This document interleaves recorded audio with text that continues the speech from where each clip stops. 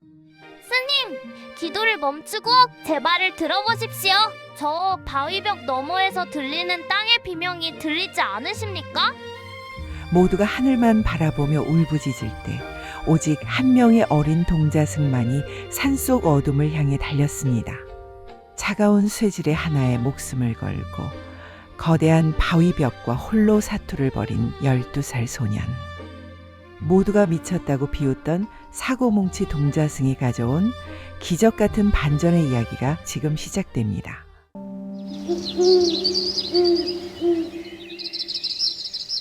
때는 바야흐로 조선의 국군이 요동치던 어느 무더운 여름날이었습니다. 영남의 깊은 산세 아래 자리 잡은 한 작은 마을은 일찍이 겪어본 적 없는 가혹한 천재지변 앞에 놓여 있었죠. 하늘은 벌써 1년이 넘도록 단 한 줄기비조차 허락하지 않았고 맑은 물이 굽이치던 개울가는 이제 하얗게 드러난 조약돌만이 죽음의 흔적처럼 흩어져 있었습니다. 마을 사람들은 매일 아침 눈을 뜨는 것이 고역이었습니다. 타들어가는 논바닥은 마치 거북이 등껍질처럼 흉측하게 갈라졌고 그 갈라진 틈 사이로는 농민들의 마른 피눈물만이 속절없이 스며들 뿐이었지요. 마을 어른들은 타들어가는 하늘을 원망하며 입을 모아 말했습니다. 이것은 필시 하늘의 노여움이거나 땅의 맥이 끊겨버린 징조로다. 기우제를 올리고 돼지를 잡아 산신에게 빌어도 보았으나 돌아오는 것은 살을 애는 듯한 뜨거운 열기뿐이었습니다. 그런데 말입니다. 이 비극적인 풍경 속에서 마을 뒷산 중턱에 자리한 감로사에는 아주 기이한 동자승 하나가 살고 있었습니다. 이름은 명각이라 하였죠. 밝게 깨우치라는 뜻으로 전임 주지 스님이 지어준 이름이었으나 현재의 주지인 자운 스님에게 이 명각이는 그저 속 터지는 말썽꾸러기, 그 이상도 이하도 아니었습니다. 명각은 겨우 12살이었지만 사찰의 법도 따위는 안중에도 없었습니다. 새벽 예불 시간에는 법당 뒤편 숲에서 다람쥐의 움직임을 관찰하느라 자리를 비우기 일쑤였고 남들이 경전을 외울 때면 혼자 산비탈을 구르며 흙의 냄새를 맡고 다녔으니까요. 하지만 누구도 부정할 수 없는 사실이 하나 있었으니 그것은 바로 명각의 머리가 비상하다 못해 신기가 느껴질 정도라는 점이었습니다. 7살에 이미 천자문을 통달하고 9살에는 노승들도 이해하기 어렵다는 법화경의 정수를 꿰뚫어 보았지만 그 영특함은 언제나 엉뚱한 방향으로 튀곤 했습니다. 명가가 오늘도 마당에 낙엽을 쓸지 않고 대체 어디서 무얼 하다 온 것이냐? 자운 스님이 불호령을 내리면 명각은 흑투성이가 된 고무신을 탁탁 털며 아주 태연하게 대답했습니다. 스님, 낙엽을 쓰는 것은 마당을 깨끗하게 함이 아니요, 땅이 숨을 쉬지 못하게 방해하는 일입니다. 지금처럼 가뭄이 심할 때는 낙엽 하나라도 더 덮어주어야 땅속의 작은 생명들이 타죽지 않는 법이지요. 어찌 눈에 보이는 깨끗함만 쫓으려 하십니까? 이렇듯 명각은 스님의 가르침을 논리로 되받아치며 제멋대로 굴기일수였습니다. 그러니 마을 사람들의 시선 또한 싸늘할 수밖에요. 마을 사람들은 목이 말라 죽어나가는데 저 어린 중놈은 산천초목이나 구경하며 팔자 좋게 논일고 있구나 라며 손가락질을 해댔습니다. 하지만 명각은 그 비난 속에서도 묵묵히, 아니 어쩌면 아주 즐겁게 산의 구석구석을 훑고 다녔습니다. 그러던 어느 날이었습니다. 가뭄이 극에 달해 마을의 마지막 생명줄이던 공동 우물마저 바닥을 드러내고 말았습니다. 이제는 마실 물조차 없어 짐승들이 쓰러져 나가는 아비규환의 상황 속에서 자운 스님은 마침내 결단을 내렸습니다. 감노사 뒤편 수백 년간 그 누구의 출입도 허락되지 않았던 단맥동굴에서 목숨을 건 백일기도를 올리기로 한 것이죠. 명가가 내 말을 엄히 들으라. 나는 오늘부터 저 동굴에 들어가 하늘에 빌 것이다. 너는 절대로 단 한 걸음도 이 동굴 근처에 발을 들이지 마라. 그곳은 지기가 너무 세요. 어린 내가 가까이 했다간 정신이 혼미해질 것이니라. 알겠느냐? 스님은 엄중히 경고하며 동굴 속 어둠으로 사라졌습니다. 하지만 스님의 뒷모습을 바라보는 명각의 눈빛은 기묘하게 반짝이고 있었습니다. 명각은 이미 알고 있었던 것입니다. 그 동굴 안에서 들리는 아주 미세한 하지만 거대한 무언가의 울림을 말이죠. 그날 밤이었습니다. 사방이 정막에 잠기고 달빛조차 구름 뒤로 숨어버린 깊은 시각. 명각은 작은 횃불 하나를 챙겨들고 금지된 그 어둠의 입구로 조심스럽게 발을 내디뎠습니다. 마을을 구할 기적의 시작이자 동시에 명각이 감당해야 할 거대한 운명의 소용돌이가 시작되는 순간이었습니다. 차가운 동굴의 공기가 명각의 뺨을 스치자 소녀는 자신도 모르게 마른 침을 꿀꺽 삼켰습니다. 주지 스님이 그토록 엄하게 금지했던 단맥동굴의 입구는 마치 거대한 괴물이 입을 벌리고 있는 것처럼 기괴하고도 적막했죠. 손에 든 작은 횃불 파르르 떨리며 벽면을 비출 때마다 수백 년간 쌓인 먼지와 알 수 없는 세월의 흔적들이 소리 없이 일어나 명각의 주위를 감돌았습니다. 사실 명각은 겁이 없는 아이였습니다. 하지만 이 동굴만큼은 어쩐지 예사롭지 않았죠. 한 걸음씩 안으로 발을 내디딜 때마다 발바닥을 타고 전해지는 기묘한 진동이 있었습니다. 그것은 마치 거대한 심장이 땅속 깊은 곳에서 고동치는 것 같은 아주 낮고도 묵직한 울림이었습니다. 스님께서는 이곳에 지기가 뒤틀려 위험하다고 하셨지만 제가 느끼기에는 조금 다릅니다. 이건 화를 내는 지기가 아니라 무언가에 꽉 막혀 답답해하는 비명에 가깝거든요. 명각은 혼잣말을 중얼거리며 횃불을 높이 치켜들었습니다. 동굴 벽면에는 가뭄으로 인해 말라 비틀어진 이끼들이 갈색으로 변해 죽어가고 있었지만 동굴 깊숙한 곳으로 들어갈수록 공기는 묘하게 습해지기 시작했습니다. 마을의 우물은 다 말라버렸는데 이 깊은 산속 동굴 안에는 아직도 보이지 않는 수분이 숨을 쉬고 있었던 것이죠. 한참을 들어갔을까요? 저 멀리 주지 스님이 백일 기도를 올리고 있는 가느다란 촛불빛이 보였습니다. 명각은 스님에게 들키지 않기 위해 횃불을 낮추고 고양이처럼 살금살금 벽을 타고 움직였습니다. 스님은 가부좌를 틀고 앉아 염주를 돌리며 간절히 기도를 올리고 있었지만 명각의 눈에는 스님이 앉아있는 그 자리가 오히려 문제로 보였습니다. 명각은 스님이 계신 곳을 지나 더 깊고 어두운 막다른 골목으로 향했습니다. 그곳은 바위들이 불규칙하게 쏟아져 내려 길조차 제대로 나 있지 않은 곳이었죠. 하지만 명각은 본능적으로 알고 있었습니다.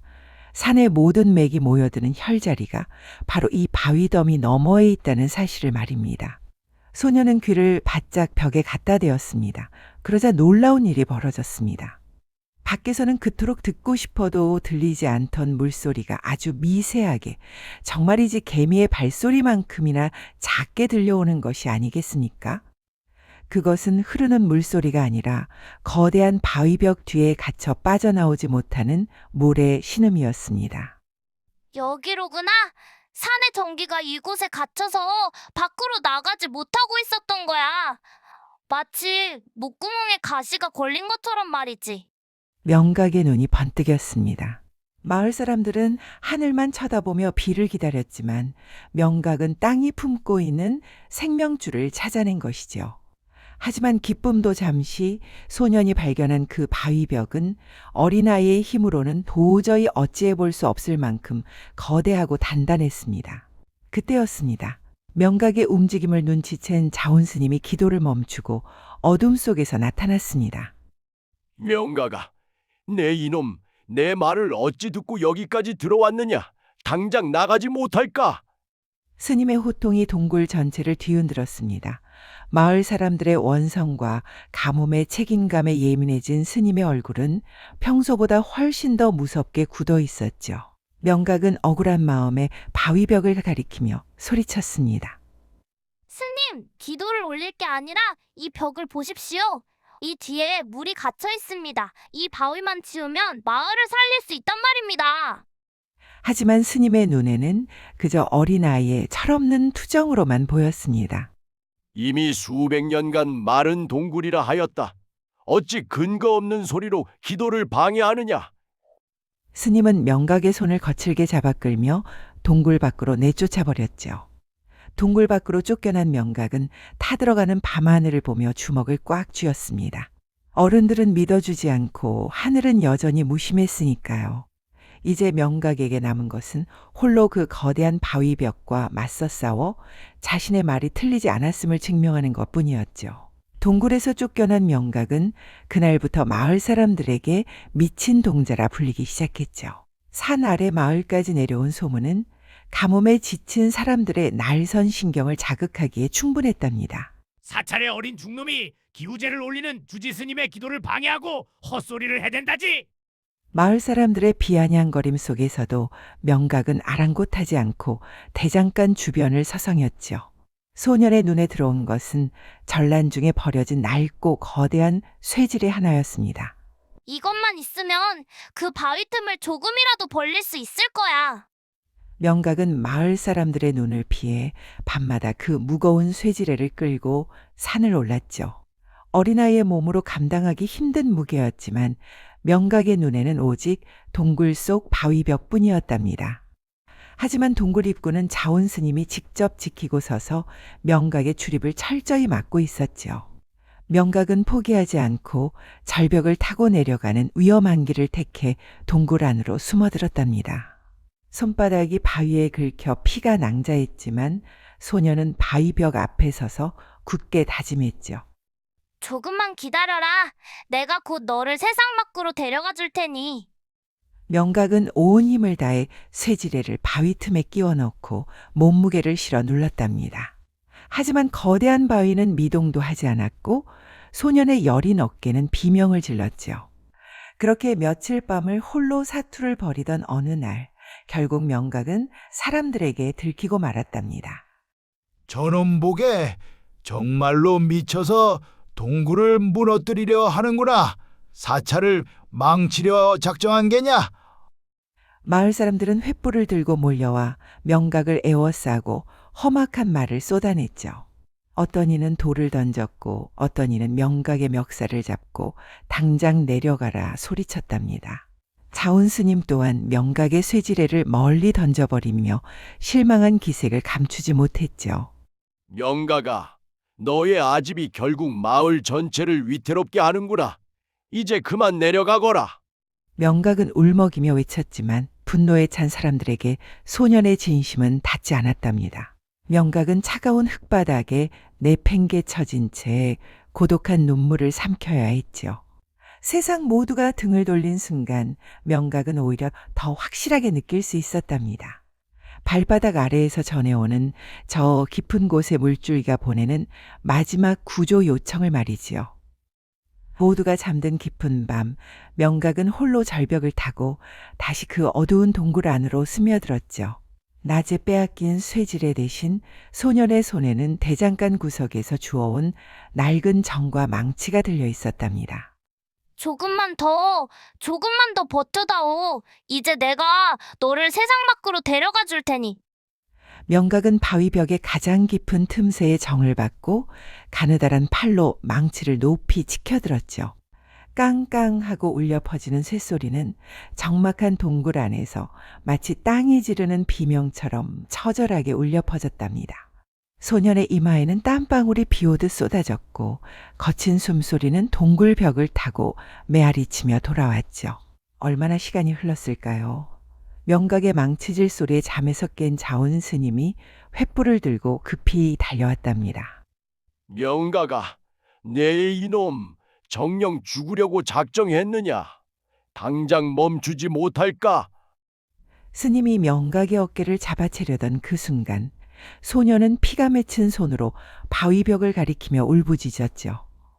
스님, 들어오십시오. 기도가 아니라 저 땅속에서 들리는 물의 비명을 들어보시란 말입니다. 그 절규에 멈칫한 스님이 귀를 기울인 순간 바위벽 너머에서 우르릉 하는 기묘한 진동이 발바닥을 타고 전해졌답니다. 그것은 단순한 울림이 아니라 수백 년간 갇혀있던 거대한 생명력이 터져나오기 직전의 마지막 경고였죠. 자온 스님은 그제야 명각의 눈에 서린 진심과 땅이 보내는 신호를 동시에 깨닫게 되었답니다. 아, 내가 눈이 멀어 하늘만 보았구나. 정작 우리를 살릴 생명은 바로 이 발밑에 있었거늘. 스님은 명각의 손에서 망치를 건네받아 온 힘을 다해 정뒷머리를 내리치기 시작했습니다. 스승과 제자가 하나가 되어 내리치는 망치 소리에 견고하던 바위벽에 마침내 거미줄 같은 금이 가기 시작했죠. 콰드득하는 소름 끼치는 소리와 함께 바위 틈 사이로 눈부시게 푸른 빛을 머금은 물줄기가 한 줄기 뿜어져 나왔답니다. 물이다! 스님, 정말로 물이 나오고 있어요. 명각은 기쁨에 겨워서 소리쳤지만 곧이어 거대한 폭음이 동굴을 뒤흔들었지요. 바위벽이 완전히 무너지며 억눌려 있던 엄청난 수압의 물줄기가 폭포처럼 쏟아져 나오기 시작했습니다. 그 물줄기는 동굴의 어둠을 씻어내고 메마른 대지를 향해 거침없이 달려나가는 기적의 시작이었답니다. 동굴을 뚫고 터져나온 기적의 물줄기는 메마른 산비탈을 타고 마을 어귀까지 시원하게 흘러갔죠. 마을 사람들은 처음엔 그 소리가 천둥 소리인 줄 알고 겁에 질렸지만 곧 눈앞에 펼쳐진 광경에 말을 잊었답니다. 하얗게 먼지만 날리던 개울가에 맑은 물이 차오르고 죽어가던 논바닥이 촉촉하게 젖어드는 모습은 그야말로 장관이었죠. 사람들은 너나 할 것 없이 개울로 뛰어들어 얼굴을 씻고 물을 마시며 기쁨의 눈물을 흘렸답니다. 살았다! 이제 정말 살았어! 하늘이 우리를 버리지 않으셨구나! 사람들이 기쁨에 취해 있을 때 동굴 안에서는 흠뻑 젖은 자온 스님이 명각을 품에 꼭 안아주었죠. 스님은 말없이 소년의 흑투성이가 된 손을 닦아주며 자신의 어리석음을 조용히 참회했답니다. 명각아, 내가 우리 모두를 구했구나. 땅의 소리를 들을 줄 아는 너의 맑은 마음이 이 기적을 일궈낸 것이야. 명각은 수줍게 웃으며 스님의 소매에 얼굴을 닦았고 그제야 긴장이 풀린 듯 깊은 잠에 빠져들었죠. 그날 이후 감로사의 동자승 명각은 더 이상 미친 동자라 불리지 않았답니다. 마을 사람들은 명각을 볼 때마다 고마운 마음을 담아 고개를 숙였고 맛있는 공양물을 챙겨와 절을 찾았지요. 하지만 명각은 예전과 다름없이 산비탈을 구르며 다람쥐와 놀고 흙냄새를 맡으며 자유롭게 지냈답니다. 가뭄이 완전히 물러가고 풍년이 찾아온 어느 가을날, 명각은 주지 스님과 함께 산 정상에 올랐죠. 발 아래 펼쳐진 풍요로운 마을과 다시 생명력을 되찾은 산천 초목을 바라보며 명각은 평온하게 미소 지었답니다.